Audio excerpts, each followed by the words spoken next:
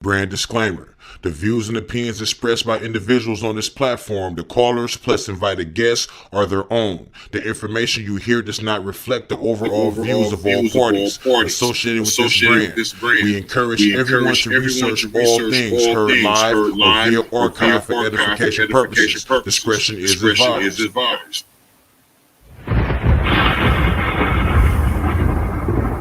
Don't touch that dial. You're now listening to Debate Talk Radio.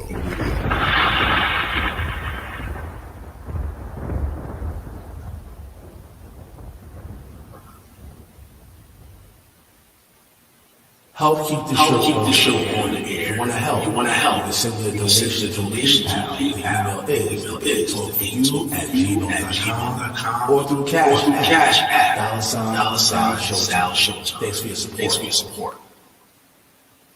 Peace. What it is, it's your brother Tyvon Swainell, aka the Orthodox Moor, aka the Seven Pillars Saracen. And this is the third installment of Israelite Intelligentsia here on Debate Talk for You. Shout out to everyone in the chat. Shout out to everybody watching. Shout out to Sal Showtime. Appreciate you for letting us use the platform. And this is part 2 of another look at the Pews, the scholarly consensus. There's been a lot of back and forth this past week on this topic on a lot of different channels. But something that I think that is going to miss is scrutinization of what the scholars have actually said and the implications thereof. So I wanted to do a quick show today. Not too long, hopefully under an hour. Just going over what the scholars said, what the claims are. By the scholars, what the claims by the laymen are, and what the implications of the claims made by the scholars are. So without further ado, I'm going to play a few videos that show what the scholars have said, and then I'm going to get into a presentation on such. So without further ado, here we go, fam. Over and over. But the one thing with the Pews, I have to say, I'm going to release the raw footage so everybody could see every pew.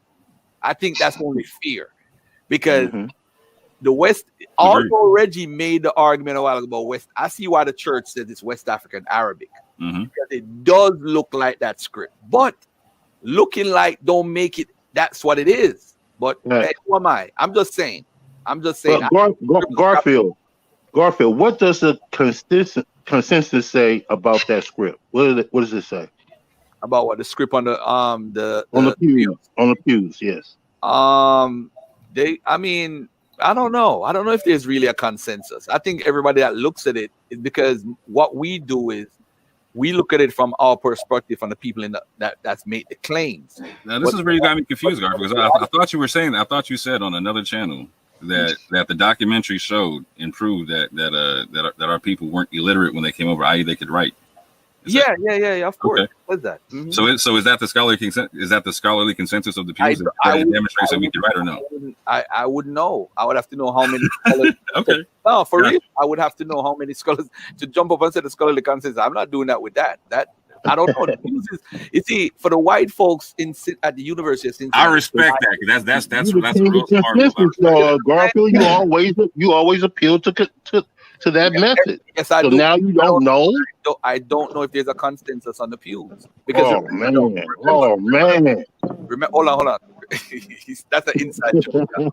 But remember, the gentleman is basically saying University of Cincinnati is buying it for a reason, and it's been argued about by many people. We need to look at the consensus of all the people that have reviewed it, then draw a conclusion on what the consensus is. I don't know. To be honest, I don't know what the consensus is. You know, hey, who am I? Are you ready? Oh man. Yeah, I'm ready. Brother. All right, come on. Hold on, y'all. Hold on. Go ahead, bro. You got the floor. All right. Peace and love, everybody. I sent you an email. I sent you an email. Check your email. All right. So this is Dr. Ephraim Isaac. You could look him up on, just Google him, just to know who we're talking about before I show the documentary, right? He's a brother that was born in Ethiopia.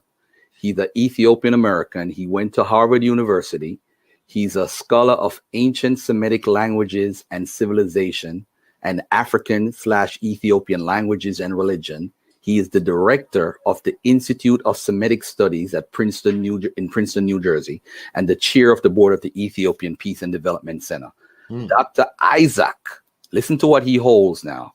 He holds a bachelor's in divinity from Harvard Divinity, a PhD in Near Eastern languages. Let me say it again. That's right up his alley. That's right up his alley. PhD. That's his lane. There you go. All right. So we're not going to go into anything else further about And he an Israelite?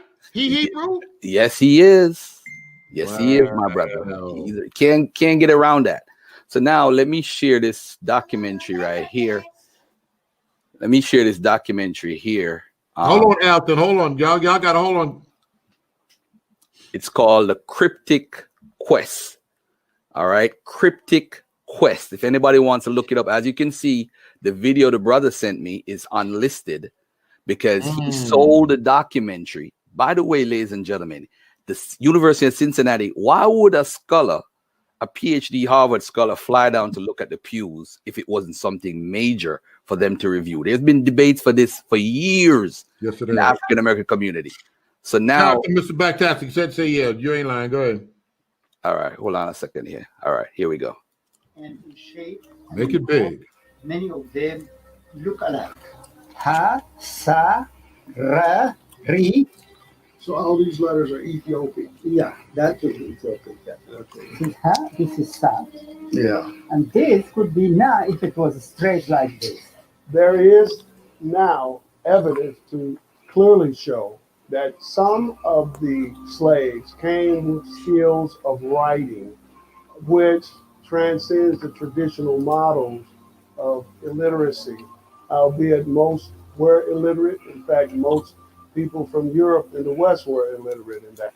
All right, so that's the first 45 seconds. Let me click now to another section. All right, so people could see exactly what's going on. All right, so we are at 30. What is this? All right, here we go. All right, here we go. In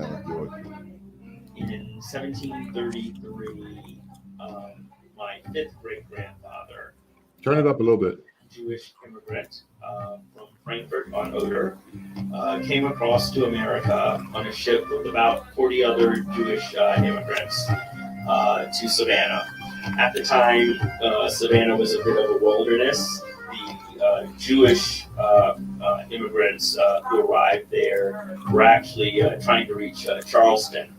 In terms of just Savannah in general, those Jewish immigrants settled there, arrived there in 1733. So that's 120 years of Jewish presence with African presence in a place by the Civil War, which had something like 15,000 people as its population.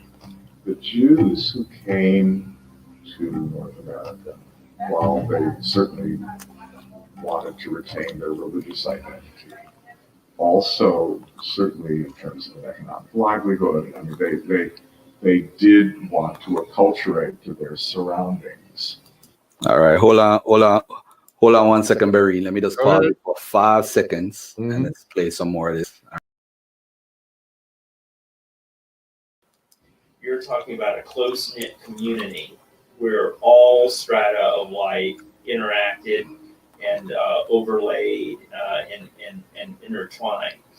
The diverse community in Savannah provided a unique situation where Black slaves and Jews were living side by side. Could this be a possible explanation for what we see on the side of the pews? Are there actually Hebrew letters mixed in with the Ethiopian letters? Well, then that would look like a cursive top. As it is, That's right. as it is, it also, I have to see this closer up, but it also looks like a close-up. Mute your mic, they say, Garfield, while they talking. Mute your mic. Mm-hmm. Okay. However, nothing else on this panel really looks like a Hebrew letter. When you have something that looks like a Hebrew letter, it's in a context of things that don't look like Hebrew letters. So that the issue Again, the issue is not the individual sign. It's what the signs add up to. So far, none of the letters, symbols, or markings seem to form words, which may imply that they had a different purpose entirely. All right, give me another 5 seconds. Actually, I just text Alvin Elmore. He said he's at a video shoot because I wanted him to come on because he's the guy that actually filmed it. You know, yeah, he's more than welcome to come on. Yeah. All right, here we go. The use of alphabetic symbols in magic is very well known, it's very ancient. In Ethiopia, for instance, already in the 4th and 5th centuries, they were using decorative letters, not directly in terms of symbolic 3 or 4 words, letters, but in terms of a geometric figure. A lot of the early magic, what we call abracadabra, they are not complete words, but they are letters. There is one prayer that is I mean, they use just a few of those words, and sometimes it may be just like ha ha ha ha ha ha ha la la la la la la la ba ba ba ba ba ba ba ga ga ga ga ga ga ga. This is, of course, the way of enticing the demon and defeat them. All right. Yeah, man, that's it right there, bro. That's now, but that does fall along the lines of what Mr. Dante said he ran through with that Cambridge stuff right there. That might actually explain. Well, let me see what y'all say. That might actually explain some of the confusion. Where's he at? Go ahead. You want to say anything else? Whilst I'm looking through these comments, Washington must got another email. As soon as I put your name in, it came up from 2 years ago. Unless you got a new email. I couldn't touch the paste because I don't got a message on your phone. Go ahead, Garfield. You got the floor. What you got to say on the whole thing? I would just say that what we can do is go with what the scholarship has said. So if Dante has something where someone else has said something, and then look at what everybody who has actually done the work, and then draw your own conclusion. That's how you work with a scholarly from a scholastic point of view. But I do appreciate Dr. Ephraim Isaac being a part of this and giving some context. You know, he's saying there's no words there, but you have people saying like alphabetic letters in a chant like of some sort of magic. But the beauty of it that I got from it, that I'm glad that I knew about this, is that there are Africans that could write in the Americas before writing English. That's right. Shows that Europe was still in a lot of ignorance. Right. Yeah. That's what the scholar said too. So that's another case. Because a number of the supporters of Richardson and Brown kept asking me where my scholars are or which scholars I had reached out to, I decided that, if they insist, I can at least send out a few emails to a few different professors. And that's what I did. To each professor I wrote to, I sent 2 images. The first image I attached was of this particular pew from this angle. As you might have noticed, this is precisely the pew Kelly Richardson and I gave competing interpretations for, as I offered a hypothetical Arabic interpretation of the markings, and he offered a Solitreo interpretation. This is covered in detail in my previous video. The second image which I attached to each email was this one, which is the same pew, just with some highlights added to guide the eyes, so to speak. Along with those images, I sent each professor the exact same email text, which read as follows, quote, "Forgive the intrusion of this email. In Savannah, Georgia, USA, there is a church, First African Baptist Church, which has pews which were built by slaves. On the outside of the pews which those slaves built are a number of markings. Some have claimed that the markings might be Hebrew, and others have claimed that the markings might be Arabic. Recently, someone has suggested that one pew might even have material from the Quran. But the person who made that suggestion is not any sort of expert in Quranic Arabic. I am writing to ask if you might offer some insight here. I have attached 2 images. The first image simply shows a pew unhighlighted. The second image shows the same pew with highlights as part of one person's attempt to elucidate what might be there. Nota bene, the portion on the right in the second image is in a different color because one person suggested that it might be the end of a different sentence. Could you tell me if, in your opinion, that looks to you or to any of your colleagues like it could be Hebrew, or if it looks like it could be Arabic, and if it might be the latter, if there is any possibility of it resembling anything in the Quran, and If you feel there might be any discernible language in the markings, whether Hebrew or Arabic or something else, are you or anyone you know able to suggest a possible translation? Apologies again for the intrusion. Thanks in advance for any help in this matter. Sincerely, AA. End quote. So I received multiple replies, and the first email that I'd like to show is the reply I received from Samar Ali, professor of Arabic at the University of Michigan. His response reads as follows, quote, "Thanks for reaching out, and this is super interesting. It looks like Arabic in the West African script, and it could very well be a 3-word snippet of chapter 114 of the Quran, which nearly every Muslim would know and use for ritual prayer. I can't be certain without more context, but it looks like Al-Nas, Ilahil Nas, humanity, the God of humanity, from the middle of that chapter. The whole text of chapter 114 is very short. In the name of God, merciful to all, compassionate to each, I seek refuge with the Lord of humanity, the King of humanity, the God of humanity, who whispers in the hearts of humanity, of jinn and humanity. Besides prayer, it's used in stressful or frightening situations to summon God's protection. Let me know if I can be of any further help." End quote. So while this professor, Samar Ali, said he is not certain, he does say that it looks like it could be a West African rendering of a few words from the last chapter of the Quran, precisely the chapter I had appealed to when I proposed an Arabic reading for this pew. Also worthy of note, his point that this text was memorized and recited in particular by those in stressful or frightening situations could loan itself well to the idea of this being a text which certain slaves had memorized. Now let me show you another couple of emails, with in particular one with a more definitive answer. This one is from Geoffrey Kahn, who is the current Regius Professor of Hebrew at Cambridge in England. The Regius Professor, or Regis if you want, you can say Regis. The Regius Professorship of Hebrew at Cambridge is a Hebrew chair established by the King of England 480 years ago. So this is a serious Hebraist, and he also studies and teaches Arabic. So Professor Khan's initial reply to my email was as follows, quote, "Thank you very much for your message and for the photos of the pews in Savannah. The writing is Arabic and contains verses 2 and 3 from the final chapter or surah of the Quran. The text visible in the photo reads in Arabic, Sovereign of mankind, the God of mankind. When do you think this was written on the pews? Was it written by the slaves who built it? Best wishes, Geoffrey." End quote. So I wrote back to Professor Khan with the following, quote, "Greetings, Professor Khan. Thank you very much for your reply. Regarding your question, I do not know for certain when the markings were made. The only thing I have is the church's oral tradition, which posits that the same slaves who made the pews were the ones who made those markings. Ergo, assuming that is correct, the markings would date to the 1850s. I really appreciate you sharing your conclusion regarding what appears in those markings. Forgive me if this question is somewhat redundant, but just to be clear, would you say it is definitely Arabic and not Hebrew? The context of my question is the alternate suggestions which have floated around, some positing that the markings should be Arabic and others positing that the markings should be Hebrew. Sincerely, AA." End quote. In response to that, Professor Khan wrote a second reply, which read in part as follows, quote, "The writing is clearly Arabic and is clearly from the Quran, the final surah, Surat al-Nas. It is certainly not Hebrew." End quote. Now, seeing how Richardson, Brown, and others treated the alleged positions of Bunis and Katz, can you imagine how they would react if Cambridge's Hebrew chair said that the markings are clearly Hebrew and certainly not Arabic? I think we can all agree that they would declare that the debate is finished and the matter is closed.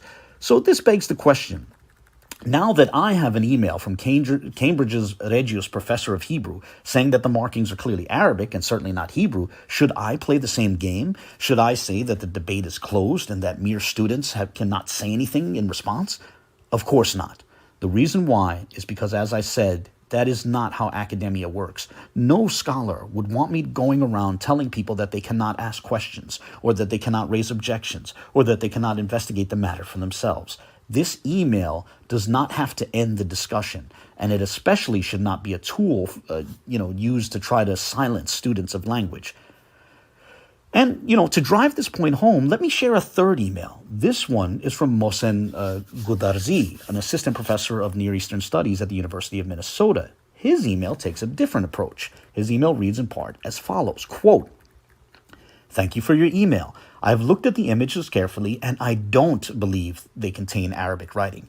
Now, it is not impossible for the markings to represent a highly cursive, idiosyncratic, and/or local form of Arabic script.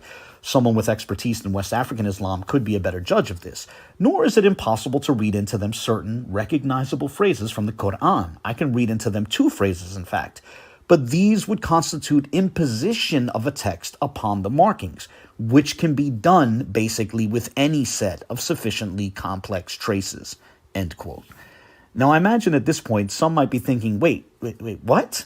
Why would you share that email? You should have ended it with the email from the professor at Cambridge.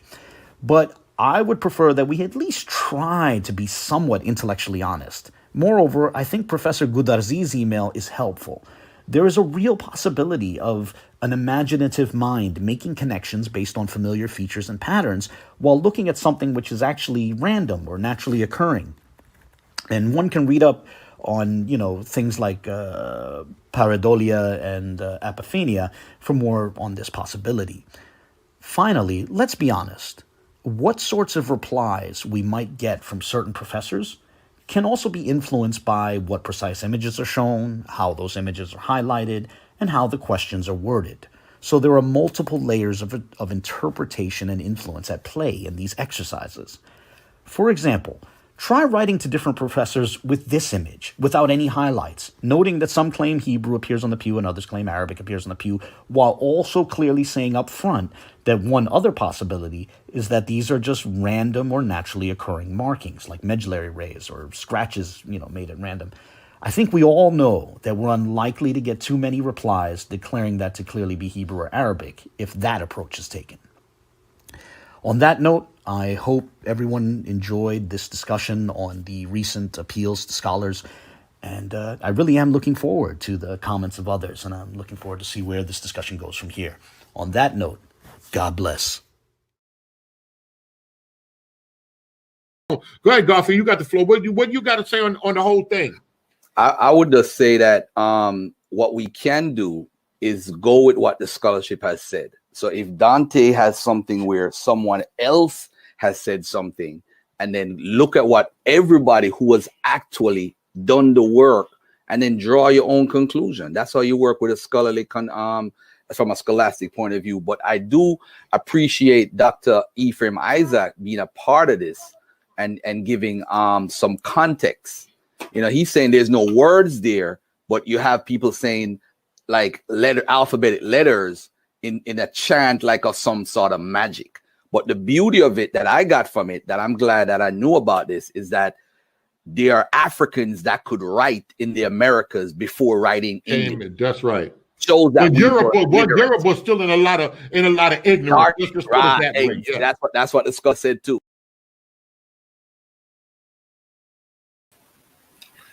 Yeah, peace, family. So now that we've seen what the scholars have had to say about the situation, we're going to compare and contrast what they've said and see what kind of logical conclusions we can come to based upon what they've said. So real quick, let me go ahead and put this on present. Be nice.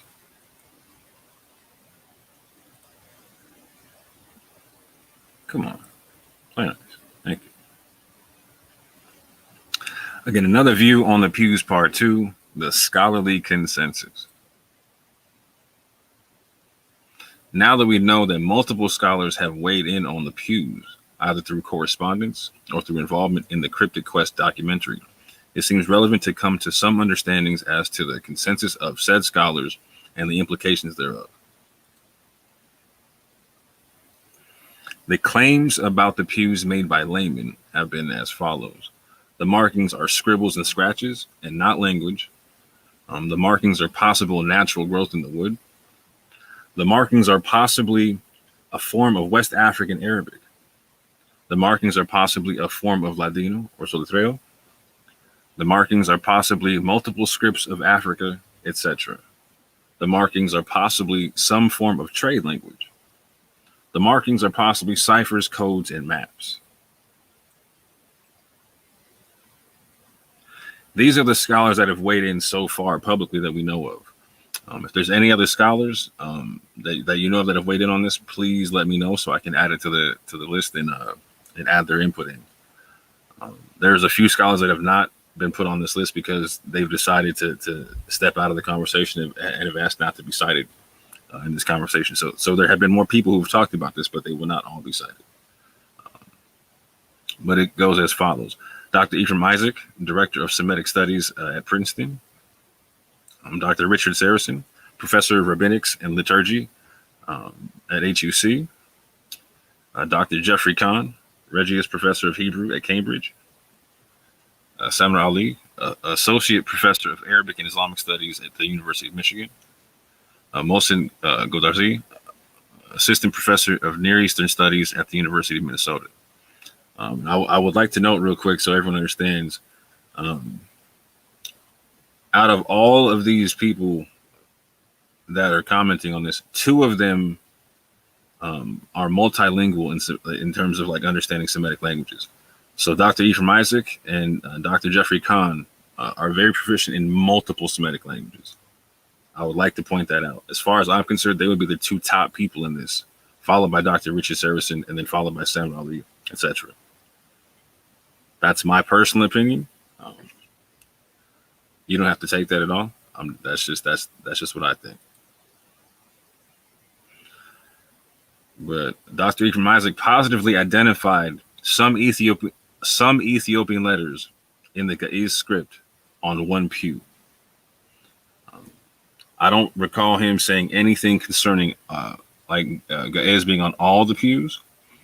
From what I saw from the documentary, and again, I have not seen the entire documentary. What I'm saying is based upon the clips that have been made available to the public. I am definitely open to correction based upon any other information that comes out based upon the documentary. So please keep that disclaimer in mind. So again, when you watch the documentary, from what I understand, he's identifying Ge'ez on one pew. He also gave some Ethiopic theological reasonings as to why one might find single letters and not words, with examples of prayers, etc.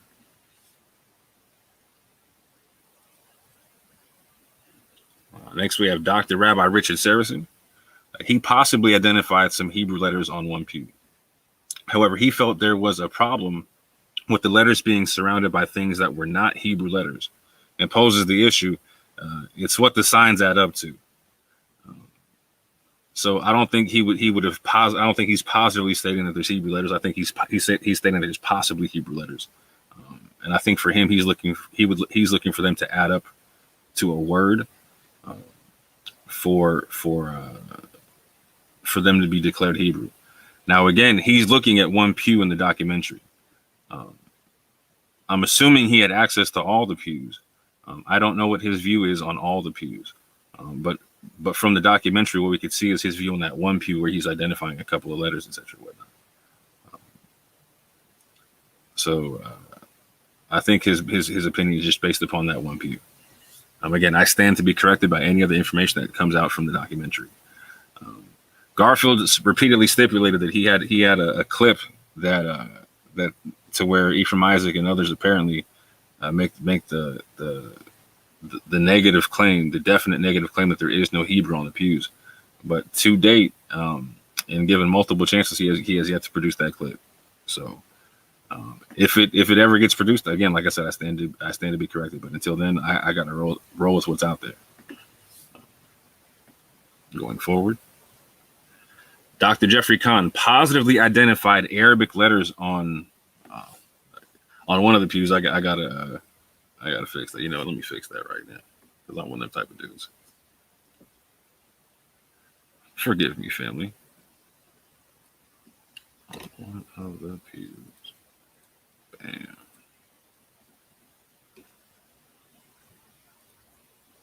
There we go. Dr. Jeffrey Kahn positively identified Arabic letters on one of the pews. He also positively identified an ayat and surah 114 from the Quran on the same pew.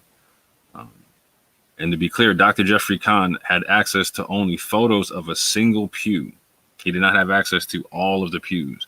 So again, I don't think what he's saying would apply to every pew. I think it could only logically apply to the pew that he saw. Again, he's also proficient in Hebrew, in Aramaic, etc. Associate Professor Samar Ali said that it looked like Arabic in the West African script that could possibly be a 3-word snippet of the 114th surah of the Quran. Professor Khan also had access to only photos of a singular pew. He did not have access to all the pews. So again, I think what he has to say would only be applicable to the photos he talked about, not to all the pews.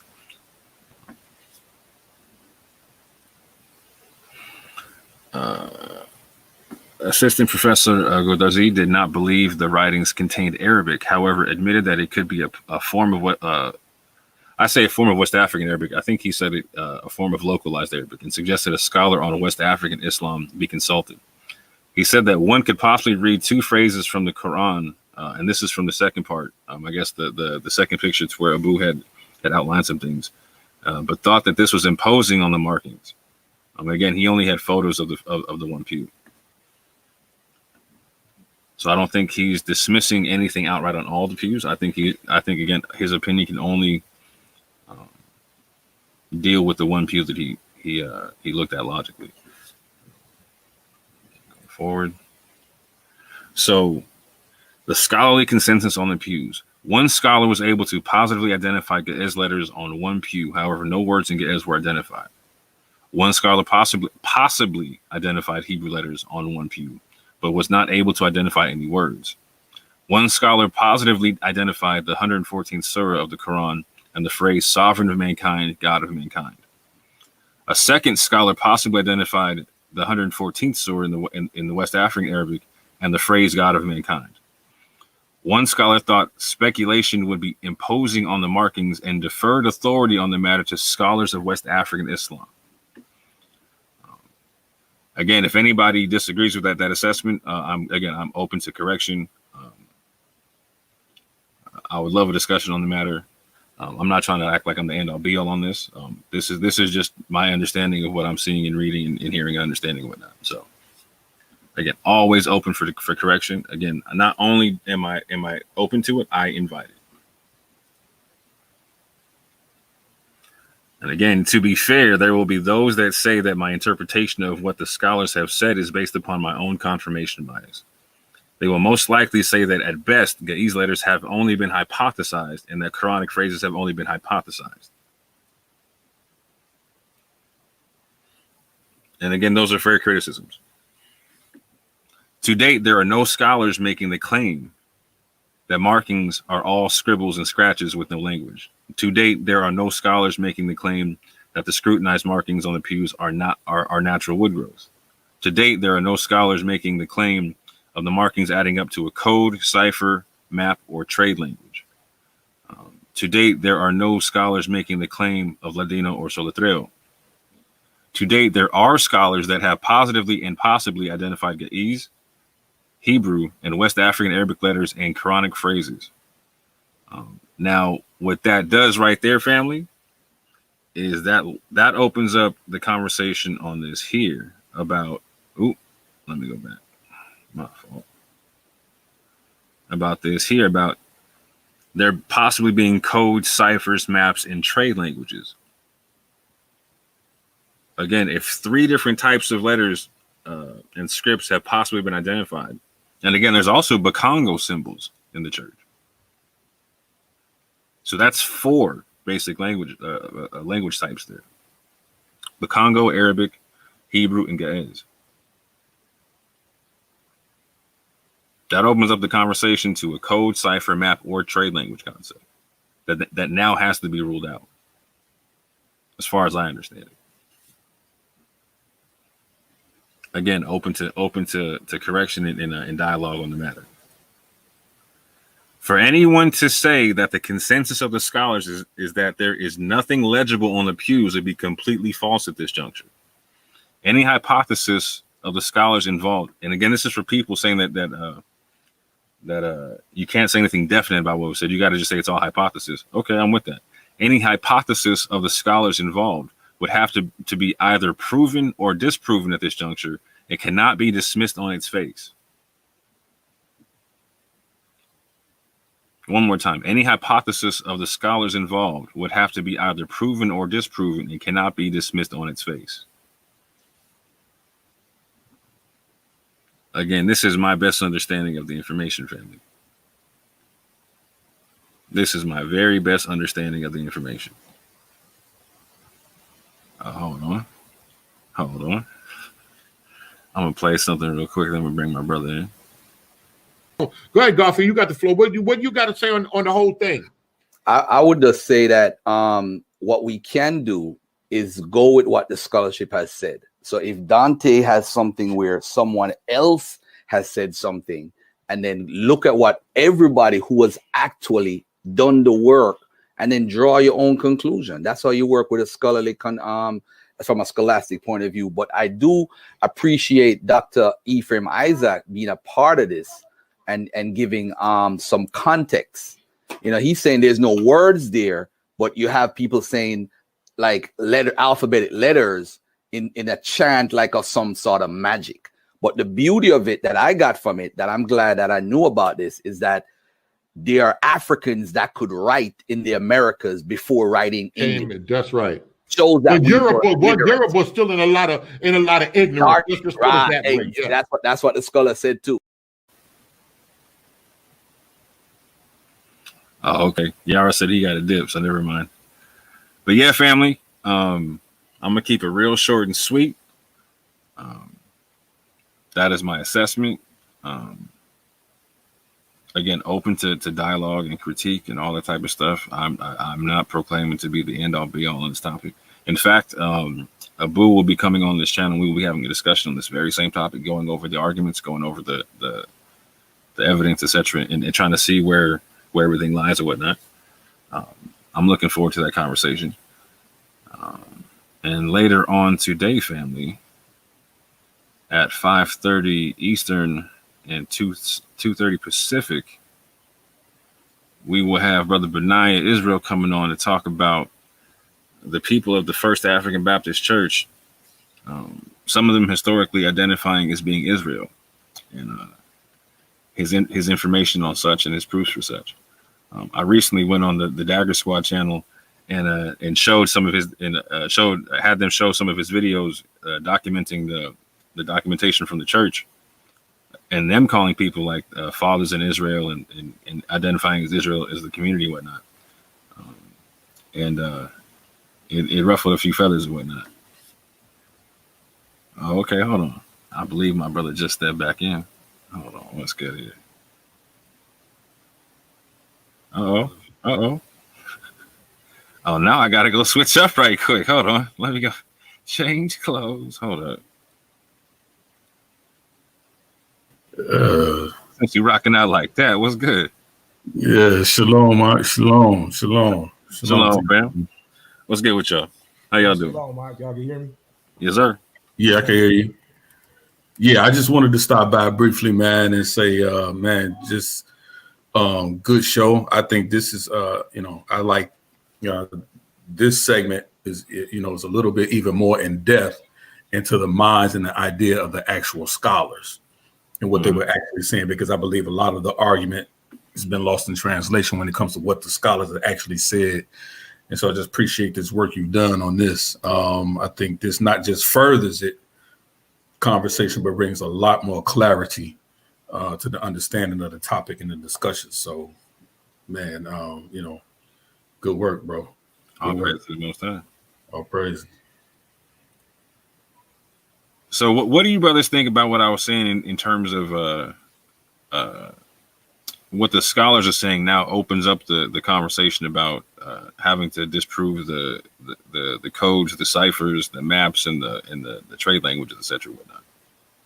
I think it's absolutely right on. It lines up with everything that we see when we actually go out there, when we talk to people who are doing the tours. It also lines up with exactly what Dante was talking about. And I wanted to share that article because he did reference it. I don't know if people take the time to write down these articles or these sources that people source and share. Hold on, I want to clear this one thing out real quick. I don't want y'all in my business. but it becomes imperative that we research articles when people give us great sources.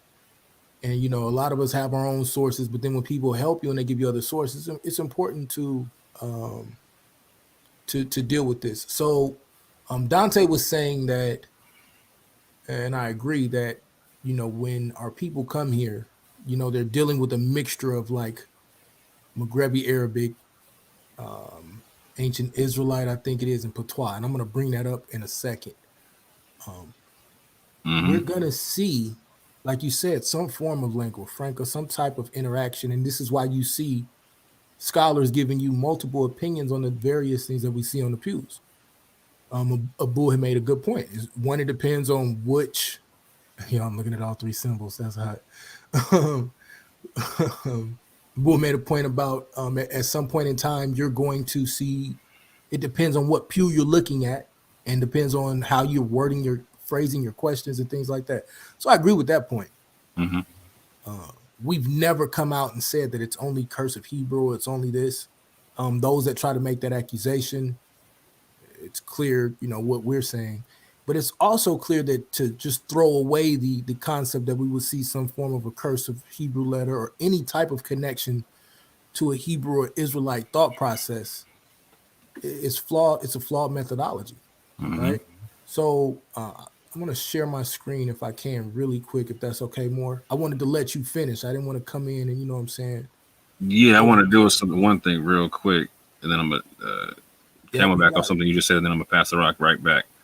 So Elaine 72 was saying, he said scholars possibly said, no, I'm saying possibly identified. So when it comes to the Hebrew letters on the pews,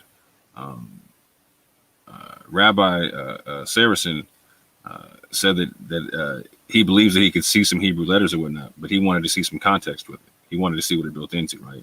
So I'm trying to be as charitable as possible, because for some people they'll take that as like, no, he affirmed Hebrew letters, and I wouldn't necessarily disagree with that concept. But some people would take that as he gave a hypothesis on Hebrew letters. So I'm trying to be as charitable as possible and say that he possibly identified Hebrew letters.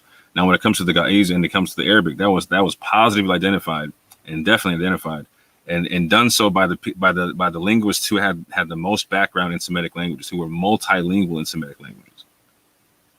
So also to what Anonymous is saying, and to throw back to what he's talking about, in terms of being like multilingual and whatnot. So we also see to where Ronald Dalton Jr. was in a conversation with Rabbi Harry Rosenberg and a West African brother identifying as Israelite, talking about a Yoruba Torah found in Moroccan Arabic. Again, that's that Maghrebi Arabic that Anonymous was talking about. Aramaic, that's that ancient Israelite he's talking about, and the Yoruba script. So with that, I'm going to pass it right back to you, brother. Go ahead and share your screen. Con, excellent point. You guys can hear me okay? Because I'm looking away Perfect. from the mic. Perfect. Okay, awesome. And so I'm sharing this, and I strongly suggest y'all just read this article, right? And I'm glad that Elder Yar is here, because he can speak specifically to the concept that God we is gonna be referenced about as it pertains to this language. I mean, he has a whole presentation on a lot of this. And so the problem is that we want to fight, right? Everybody wants to have a fight, but we can't be scholastically honest about a lot of different things. And I'm hoping that we can begin to shed some of this dishonesty. Let me make sure this is the right screen. Elusive One asked, does anyone know how many pews have the markings in that church besides the one pew shown? That's a fantastic question. Right. Fantastic question. And what this conversation does with the scholars is it opens up the necessity of all the pews being cataloged and categorized based upon what markings are on them. But fantastic question. Thank you for that question.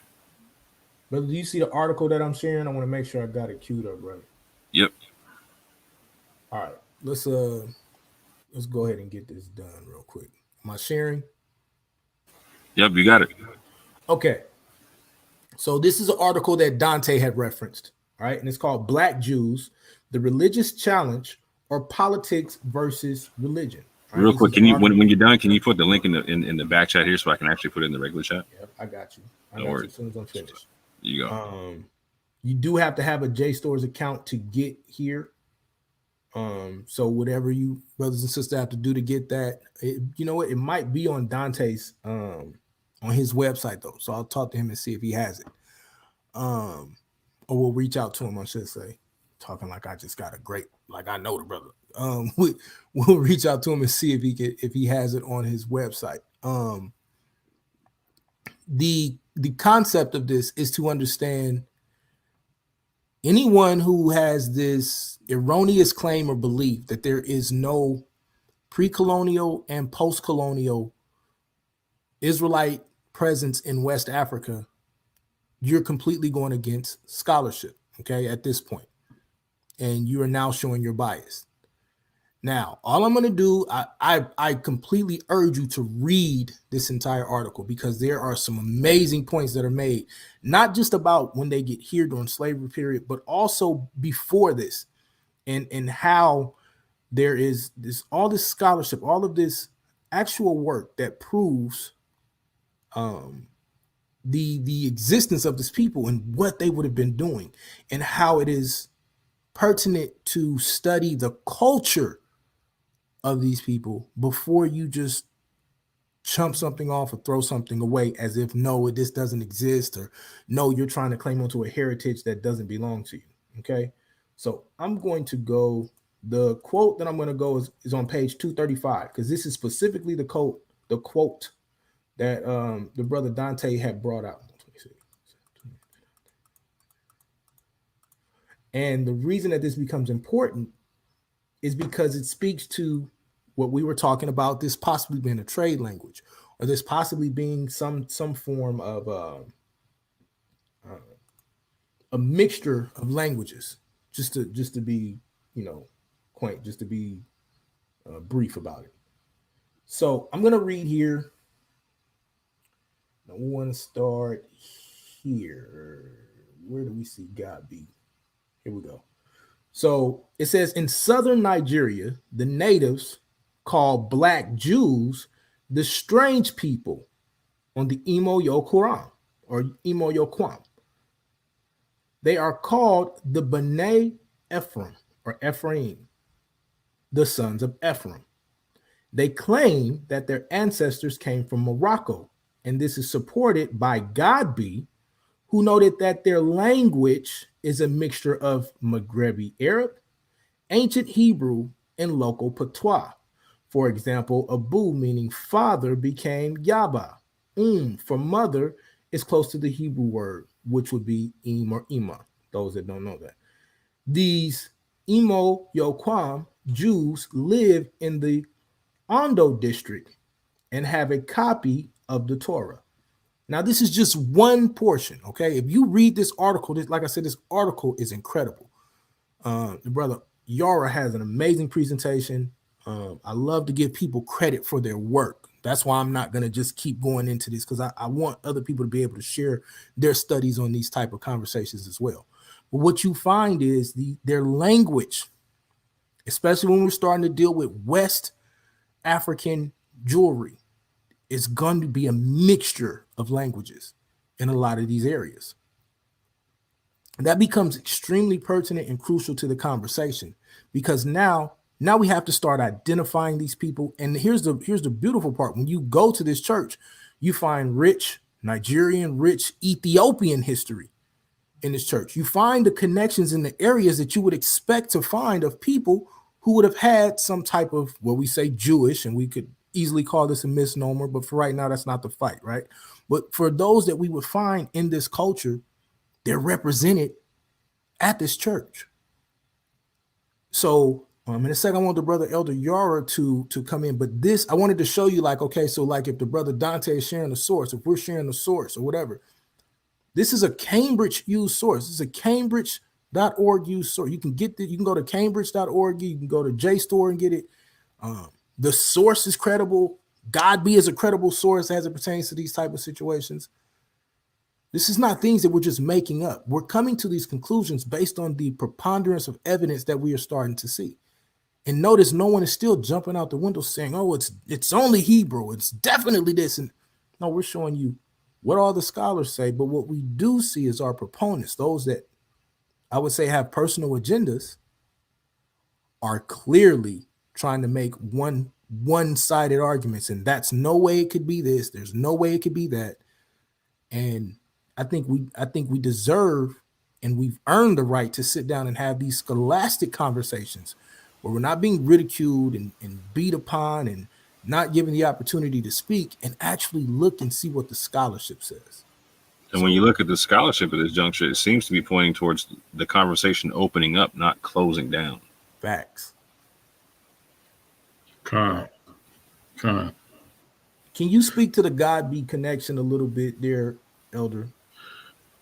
Yeah, I could do that. Absolutely. As a matter of fact, most of the information I would actually be basically from the article you just read, but there's some pertinent things in here that I want to speak out that I think that connects to the topic.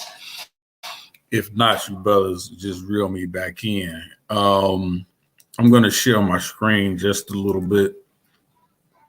And it's basically going to be from the same article, but it's something that we talked about before that I wanted to make sure we took a look at. You brothers let me know when you can see my screen. Yeah, you got it. Okay. So this is basically the portion of the doc. This is the article that I just read, Anonymous Hebrew just read. And I wanted to bring out something. So I'm just going to reread a little bit of what he wrote, of what he just read. But it also talks about, this is Godby, Alan Godby. And Dr. Alan Godby actually came to the conclusion that these particular Maghrebi Arabs, or what he referred to as Ephraimite Moors, right? Or the Imo Kwaim, they were basically Black Jews that spoke and wrote in the lingua franca of their time, which was Arabic, right? And so let's go a little bit further here. So I'm just going to reread this just for a little bit, but I want to point out something. It says, in southern Nigeria, the natives called Black Jews the strange people. On the Imo Kwaim, they are called the B'nai Ephraim, the sons of Ephraim. They claim that their ancestors came from Morocco. This is supported by Godby, who noted that their language is what? A mixture of Maghrebian Arab, ancient Hebrew, and local patois, right? For example, Abu meaning father became Yaba. Let me see. And for mother is close to the Hebrew, word. Now, is this section here, this line here, Maghrebian, a mixture of Maghrebian Arab, ancient Hebrew, and local patois. We're not postulating that this is the language admixture that we see on the pews, on the script that's written on the pews in Savannah, Georgia. We're postulating that the possibility of an admixture of Hebrew letters and Arabic writing, what most people tend to agree that it's there for both Hebrew and Arabic, is a possibility that this was a formulated type of language, or quote unquote, for lack of a better term, what we would say Ebonics or Creole type of writing, right? So I wanted to show this word right here. Can one of you brothers, I don't know more, can you get that definition for patois right there? Patois? Because I wanted to bring something out really quickly. Can you brothers hear me? You want me to read it? I can give it to you. Yeah, just read the definition of patois. Yeah, it's a dialect of the common people of a region, differing in various respects from the standard language of the rest of the country. And so it's a dialect, right? Not necessarily. It's more so if you read further in the definition, I believe it gives you more so of an understanding. It's more like a Creole. I think that one of the examples that they use. It goes on further to like, say jargon or informal speech used by the particular social group. Exactly. And is this not what Dr. Ephraim Isaac kind of says? He says it's you see this la ba da wow. You see this type of I don't think he talks about trade language or something like that. But when he comes in the documentary, what's very interesting is he comes in talking about a Proto-Semitic script, right? And so what needs to be understood about that is that's why these languages can be blended in such a way and can be made into a trade language or into a patois or into some kind of local Creole, is because they have the same Afro-Asiatic. We're talking about potentially Hebrew, Arabic, and Ge'ez being on the pews, right? Correct. So they all have the same base to them, right? So it's easy for those kind of languages to be blended into a trade language. For instance, you can see this done in Spain as well, to where when the Moors were there, they had a mixture of Latin speaking peoples, Arabic speaking peoples, etc. And they melded all those languages into a trade language called Mozarabic, right? So it's, if they can do that with languages that aren't exactly the same, you can do it with languages that are similar way easier. Agreed. And so, I'm postulating that it's a possibility, this may be what we're experiencing here, right? So it's not far-fetched, as some may try to postulate, that it's just it's incredible. You can't believe that. It could never happen. Well, we clearly see we have Dr. Alan Gabi here, who gives us a primary source here from Alan Gabi that says, look, this is what he's witnessed. Mm-hmm. He's recorded this. Right. And what's interesting about this whole thing is this essentially even goes back to a conversation about migration, because there's things that open up with the conversation. One, how did Ge'ez get on the pews, right? And then two, this concept of the north-south migration of people in Africa, going from the Maghreb down to sub-Saharan Africa, needs to be understood. It really needs to, so for instance, the Banu Ephraim, the Banai Ephraim are known in Nigeria, but in North Africa, they're known as the Banu Ifran, right?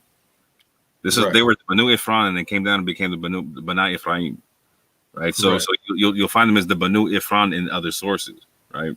And so going into Black History Month, I'm going to do my best to get Sister Dana Marnichi Reynolds on here to talk about these subjects, about the migration of people through Africa, so we can get a clear picture of what's going on here, to understand why it's potentially possible for a trade language to be found on these pews, etc. And just to support that, at least when I went on the tour, this is the assessment of the brother that was doing the tour guide, who wasn't just a tour guide. He has the credentials at that time even to back up what he's saying.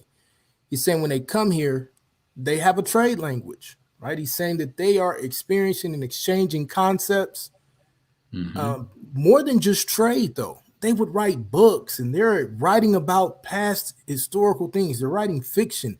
They're doing all types of interactions with each other in various forms of language, and they do have some form of a trade dialect, right? He didn't proclaim to understand it and know it and all of this.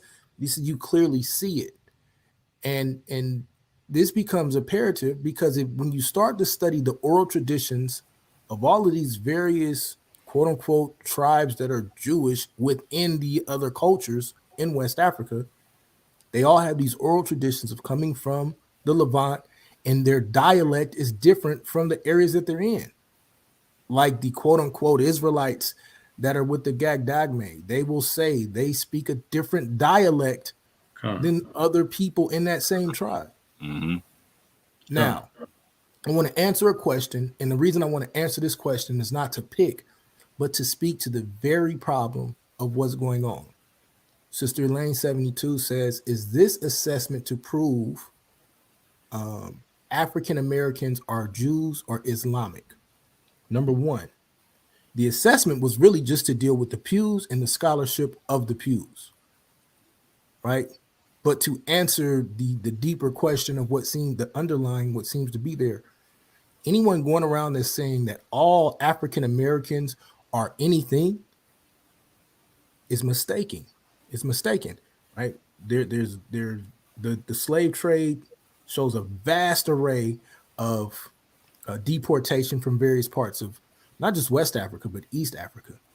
What we're saying though is if we really have to get into, or if you want to really press that conversation, then the answer for that is it's not so much to prove anybody as African Americans or Jews or African Americans or anything, it's to show the connection of African American quote unquote jewelry in West Africa and East Africa, because we are constantly told that it is asinine to even make that type of connection.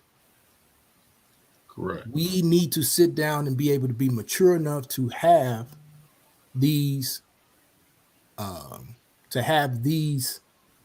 scholastic conversations. We need to be able to sit down and have them without the insults and without the banter that we see. And this brother is going through this, right? He's going through these pictures, through these videos. Now, the other question, hold on, real quick. Let me pick up that question real quick. Like, so since we are not the people who came out talking about trying to link these pews to some kind of identity concept, that's not what we're doing. As a matter of fact, we came out because for instance, there were people out who came out talking about like a sola trail concept of the pews, right? And there was a lot of back and forth on that. They got a little muddy and whatnot. And so we came out to bring clarity to the subject, being that we actually had background on this topic before the sola trail concept came out. And so we wanted just to clear the air on a few things and whatnot.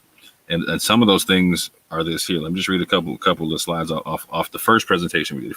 If you're not familiar with the first presentation, go watch part 1, please. But in August of 2019, which is before the October and November conversations about this had in public, about sola trail, etc., whatnot. My brother Anonymous Hebrew went down to the church, put his hands on the pews, took these pictures right here on the screen. We had a conversation. We all talked about this stuff. There was even Christians on the conversation. G-Con, one of the urban apologists and whatnot. He confirms that we have this conversation, and we had other conversations beyond that one, right? But he publicly confirmed remembering having this conversation, remembering Anonymous going down to the church. Anonymous reads Hebrew. He was able to identify a couple of Hebrew letters. And as a matter of fact, he identified the same Hebrew letters that Rabbi Saracen identified. But when we didn't even know that Rabbi Saracen had identified the same letters that Anonymous did until Garfield showed us or showed the public parts of this documentary and whatnot. But when we met up and when we talked about this and whatnot, and again, Anonymous gave us a long breakdown. Like we all kind of got emotional going through with it. You know what I'm saying? Like we all went there with him and whatnot, right? Because it's a big deal when you understand the different phases of the Torah and whatnot. It's a lot going on. It's not just walking into a church.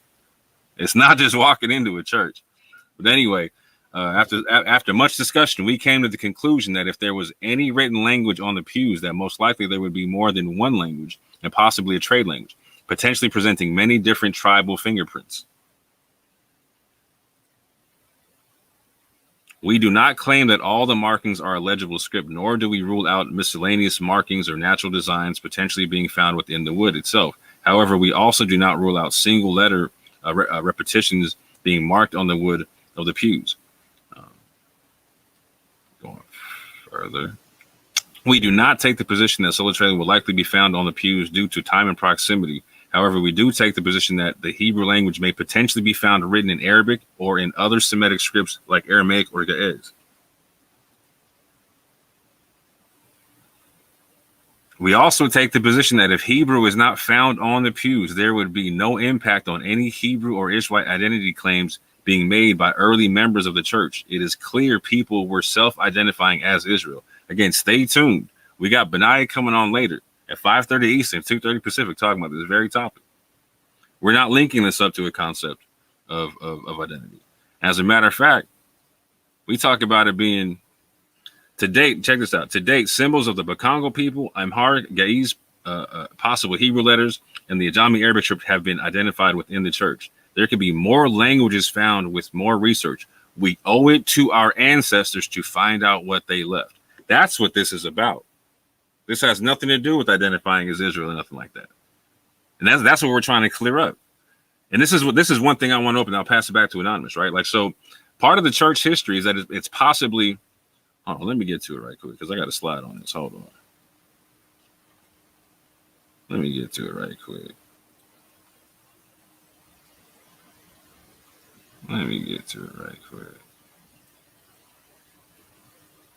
It is believed that the church played a role in the Underground Railroad. If so, different African languages and symbols being found within the church makes logical sense. The question of other African languages arises, such as Yoruba, etc. Now, what people need to understand about this is, like, again, this information that the scholars are coming out with now, it now opens up this conversation to codes, ciphers, and trade languages. So when you understand the concept of the 9 patch on the roof, etc., whatnot, and the different types of things that are on the pews, it's very possible, very, very, very possible that there was an elaborate communication system for the Underground Railroad using this potential trade language and potential cipher conversation, and all that needs to be ruled out. And again, if this is our people's history, it would be a fantastic thing to be able to potentially discover how elaborate the system was for the Underground Railroad and how it actually worked and what we were doing to make it happen. This has nothing to do about separating ourselves from Africa and making ourselves Israel. This has to do with connecting ourselves to our ancestors and understanding what they went through, understanding what they left us. If they left us something on the pews, what did they leave us? We owe it to them to find out, because they went through a lot to put that stuff there. They went through a lot just again, if the church is connected to build the church. Thank you. Like, if you understand what they had to go through just to build the church, that's why when we say, well, you should go down and take a look.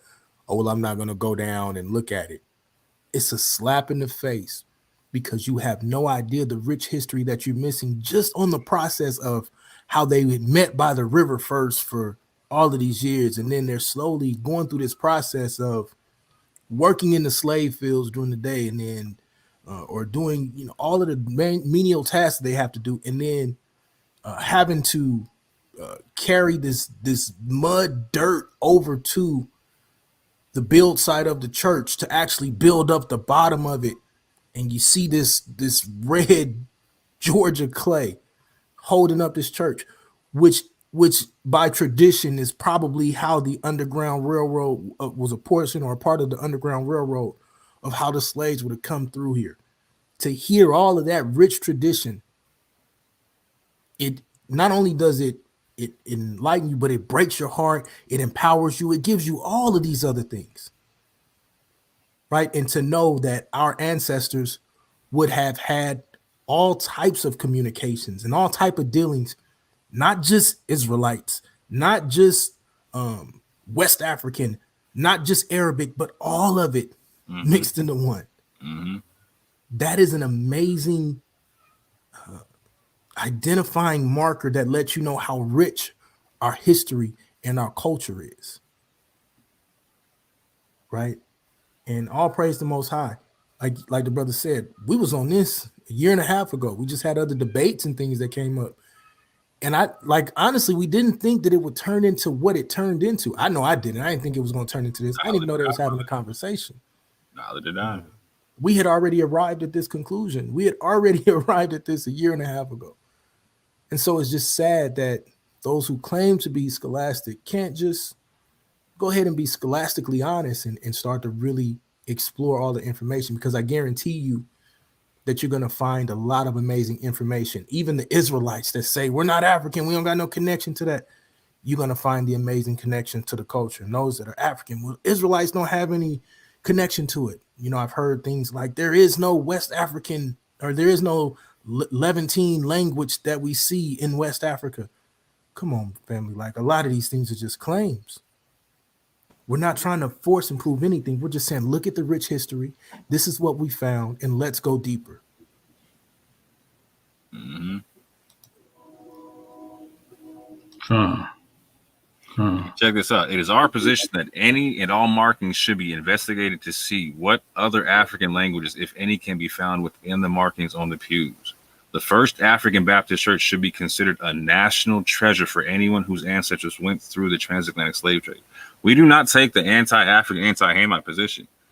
You know what I'm saying? Like we don't deny being African. We don't deny being Israelite. We don't see them as being mutually exclusive. We don't see being Israelite as an anti-African culture thing. We see it. We see the Israelite culture as part of African culture and part of African history. So it's not one of them kind of conversations. It's about letting sunshine being the best disinfectant, like so we can see what's going on, see what happened in history, and see what our people left us. Because if we don't investigate it, who else is going to do it? Who else cares about it? Who else cares about it? Yeah, I agree. That's a fantastic point. And I just wanted to share my screen a little bit because I want the people in the chat and the people that are listening to kind of wrap their minds around what we're postulating and what we're hypothesizing here. We're not saying this is definitely this or definitely that in the terms of that there is a language that exists written on those pews, but what we're saying is there's a history there, right? That we must investigate. It's still all a part of African American history, wherever you put yourself on that spectrum. So let's not get lost. Let's not get lost in the of or whether where you come down on that spectrum or religion and creed and background and origin. For whatever people attack it for, we still have to understand that there's more. There's many layers, and we talk about this all the time. The work is in peeling back the layers, and layers of things that have been culturally appropriated or stolen from us. Things have been overlooked. Things that have not been recorded. Things that have been omitted from our historical record.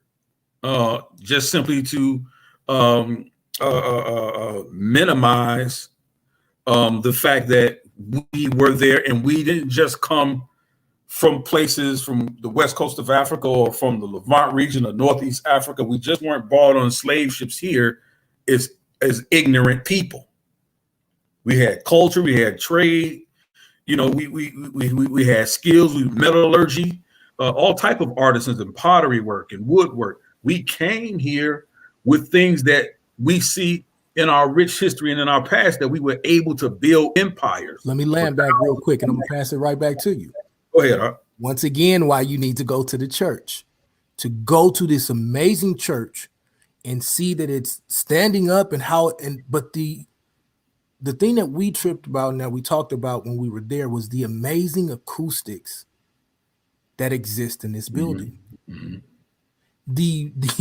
The fact that these so-called unlearned slaves somehow in their time of coming from through this middle passage and all of this, they have moved to the point where they can create such a building that has it's this huge organ, right? That's back in the back of the church. And you can just imagine at one point in time the sounds that are emitting through this amazing church simply due to the acoustics. You don't learn how to build something like that overnight. You understand what I'm saying? Like these are trades that are passed down over and over again, like culture to culture, generation to generation. I think Moore said it best. This is a national treasure for us. Okay. The fact that it is a church, I mean, we could go into that and that's incredible in itself, but this is a national treasure for us. Let's continue to keep studying it, continue to go deeper, and continue to see the connections. Keep going, Elder. And I just wanted to share this really quickly, just share my screen really quickly. Because just to talk about the possibilities of conversation when it comes to the markings that we see on the pews. And this is one of the things that we started to really look at. And it's just a simple Google search. And what you see here is things like Kiowa Judeo-Tunisian Arabic Dictionary, right? Or Soro Judeo-Tunisian Arabic Dictionary, or Northern Soto Judeo-Tunisian Arabic dictionary, and this is the website I really wanted to come to. Here's another one, Milanese Judeo-Tunisian Arabic dictionary. But this is the website that I wanted to show you guys, the Endangered Languages Project. And what you see here is Judeo-Tunisian Arabic. And I'm not saying this is a language that is on the pews. We're talking about the possibility of having a conversation about the markings that we see and the possibilities of languages that have been lost and languages that we may not all necessarily understand. And so if you go to this website, it'll give you a breakdown. It'll tell you they've recorded many of the known languages that are really not in use today. And they look at the language, the metadata. And what we see here, it says also known as Arabic, but is classified as Afro-Asiatic, Semitic, and Arabic.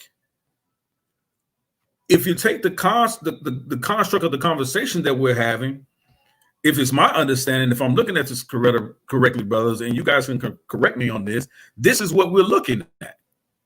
Afro-Asiatic, Semitic, Arabic markings. Right? Right. And if you go... my fault. Go ahead. No, go ahead. Yeah, I'll say yes, and then I'll let more go. I was gonna say, yeah, that's what Ephraim Isaac was saying when he first came into the documentary. He was talking about a Proto-Semitic script, and understanding and that's why we're talking about why these languages can blend. And again, my brother's talking about histories of them actually blending before. And when he's talking about like the Banu Ephraim, understand the Banu Ephraim were in North Africa. So when he's talking about like Judeo-Berber mixing and whatnot, and Arabic, he's not tripping on it. You know what I'm saying? My mother's people are Maghrebi Jews, North African Jews and whatnot. Their songs, right? Their Hebrew has a lot of Arabic in it.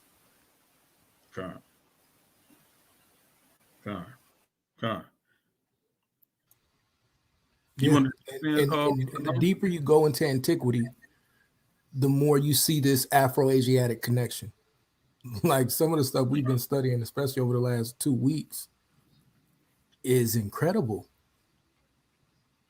Right? The rich history and connection just between Africa, the actual continent, and then what we see going into the Levant and even into Saudi Arabia and things like that is amazing in itself. But then to see how deep it permeates into West Africa, this is why scholars say we have to study these oral traditions of these people. Right? If there wasn't, we wouldn't have much information on the Underground Railroad if it wasn't for oral traditions and things like that. We getting to the point where if we're not careful, we wouldn't even know about the slave trade if it's not for oral traditions. If you got children that go to some of these schools, you understand that. Yeah, they'll tell you that they were migrant workers. Right. Right. So, yeah, great job, Moore. That's all I got to say. Yeah, absolutely. Yeah, great job. Great job. I'm about to close this out in a little bit. I want this to be like a little bit under an hour and a half if we can. So, go ahead and if you can, give your final thoughts on the whole thing and where you think this goes and whatnot, and then we'll close the thing out. Yeah, I'll go. Yeah, again. Were you gonna make a point though? Was did I discuss it? Was there something you want to say? No. Okay. All right, go ahead. You got it. I think that what we're saying here, especially for myself, is that there's a rich culture and a rich history that we can dig more into, because as we continue to do more research, we find almost daily more and more things of our history that we haven't learned or we weren't aware of, or that even the fact that how it connects to us, not just in areas of faith, but just in areas of an identity that was stolen, misdirected, and misunderstood, even in our ritual practices and our cultural practice. And still some of this, what I'm starting to notice? Some of the things we find out in ancient ritual practice, we simply practice today without anyone ever teaching us those things. right? I look at the way that some of the young people dance today, right? And it clearly looks African, West African, Northeast African dance, down in Moroccan dance. You see this, and no one's teaching. These children aren't going to dance class, but they see this and they're able to move. They're able to express these same types of dance moves. Even the language. Years ago, they put it on us and they called it Ebonics, right? Because they told us we had a difficulty reading because we couldn't speak the King's language, right? And so they put this thing off on us, this particular vernacular, right? What you guys are speaking in Ebonics. So when we say they say car, we say car, right? In some areas of the world, I mean of the United States. Or when they say neighborhood, we say hood, right?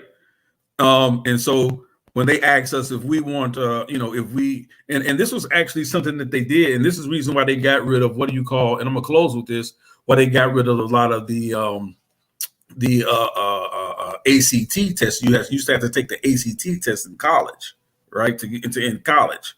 And so they started getting rid of those tests because what they found out was it really wasn't a great tool to assess someone's intelligence, right? Simply because of the way we grew up, the way we communicate in families and in culture are completely different from others, from the Irish to the to the Ashkenazi Jews to Israel, to Israelites, to other. So you see these different things, and one of the things I remember completely is that they would ask us if they would have a question on the test. What do you use for what do you use to put water into? And one of the answers was what can hold the largest amount of water, and one would be a jug, a pitcher, or a jug, a pitcher, or a cup. And the African American children, they would pick either jug or cup because they didn't understand what a pitcher was, a pitcher of water. They would see a pitcher and they would interpret it as you're looking at a photograph. So they didn't choose that word. They didn't choose pitcher. That's because that's not a word that's often used. You see what I'm saying? In our culture, when we ask for a cup of water or a jug of water or a glass of water or a drink of water, we don't normally say, I want a pitcher of water. You understand what I'm saying? So we would fail those tests. But come to find out, as they got deeper into the research, then they would understand. I think they did it more so in California, as well. This exactly California school system, because it was with the ACT, but it also happened a lot Go with the gifted and talented education programs. That's really where it was happening a lot at as well. And so, like I said, that's why these types of studies, like Moore brought out, and in dealing with these pews and dealing with these things, is in depth, and actually what scholars are saying and how we deal with these types of things is important. And it's important how we begin to frame the conversations. And I just want to say a shout out to my brother Orthodox Moor for this presentation. I think he puts us on the right path, and that's how we should be going forward, man. Praise to the Most High. Anonymous Think on the ground. Think tank on the ground, family. Think tank on the ground, fam. You got it. Okay. Yeah, I just wanted to say once again, excellent presentation, brother. Hopefully people can receive this and we can continue to have the conversation in a respectful and educational manner. If you were blessed by this, please hit the like. Make sure to support the brother Sal. This is a great platform that he has allowed us to use. So we want to make sure we do that. It's love to both of these brothers. Y'all already know what it is, man. We do a lot of time building and studying so we can bring this information to the people. So it's number love for everybody, man. As a group, let's keep growing. Let's keep going. Let's keep moving further. Let's keep moving the kingdom further. And, be careful. Don't let people steal your light and steal your witness, man. Like, We have a reason why we can make these claims and have these conversations. And that's all we're going to do now, is just continue to bring it out. So great job, Moore. Shalom. Obviously, everybody is going into Shabbat. Have a great, blessed evening. And don't forget, I know he's going to plug it, but just in case, don't forget to come back tonight at 5:30, right, brother? You already know what it is. Yeah, 5:30 this evening. You're going to get another great treat with the brother Benaiah Israel. He's going to come and really break down the culture that's going on there. So I know the brother's going to come and bring that in before he goes. But yeah, it's nothing but love. Great job. Peace to the chat. Peace to the family, man. Shalom. Enjoy your Shabbat. Great job, Moore. Great job, Elder. Shabbat shalom. Shabbat shalom, family. Yeah, Shabbat 5:30 shalom. Eastern, sister. I know that at 2:30 Pacific. I know that. So yeah, one thing I want to touch on is again, this conversation has nothing to do with Israelite identity for us and whatnot. As a matter of fact, it has everything to do with African identity for us, in a sense to where we want to know what was left behind by our people and whatnot, all of them, because we know we're not all the same tribe coming through the slave trade. What I personally get out of this is an opportunity to educate the people on things they don't know. For instance, like the migrations in Africa, why there might be mixtures of languages, etc., whatnot. But on top of that, if it ends up being true that there is codes, that there is trade languages, that there is ciphers, etc., that there is an elaborate communication system dealing with the Underground Railroad and whatnot, that right there is a fantastic template for our people as African people in this country. I'm not talking about Israelites. I'm talking about like as multiple tribes that came through that same slave trade, who are not the same people but have that same experience. It's a wonderful template to look at if it is in fact true, to be able to see how our people work. Even if it's not true, like just looking at the Underground Railroad period, you get to see how people of different tribes and whatnot that spoke different languages, had different backgrounds, were bound together by the same experience and found a way to work together for the betterment of them all, for the freedom of them all. And that's something that I think we forgot as a people in this country. This is why that place is a national treasure. But with that, family, I'm gonna say peace and love. Shabbat shalom. Again, don't forget to come through and see my man Benaiah Israel talking about the people of that church identifying as Israel. Without the Pews, family. Again, without the Pews, coming in at 5:30 Eastern time, 2:30 Pacific. But with that, family, I'm gonna leave us with one more clip and then one cut. And y'all have a good one. Shalom. Go ahead, Garfield. You got the floor. What you got to say on the whole thing? I would just say that what we can do is go with what the scholarship has said. So if Dante has something where someone else has said something, and then look at what everybody who has actually done the work, and then draw your own conclusion. That's how you work with a scholarly from a scholastic point of view. But I do appreciate Dr. Ephraim Isaac being a part of this and giving some context. You know, he's saying there's no words there, but you have people saying like alphabetic letters in a chant like of some sort of magic. But the beauty of it that I got from it, that I'm glad that I knew about this, is that there are Africans that could write in the Americas before writing English. That's right. Shows that Europe was still in a lot of ignorance. Just put it that way. Yeah. That's what the scholar said too.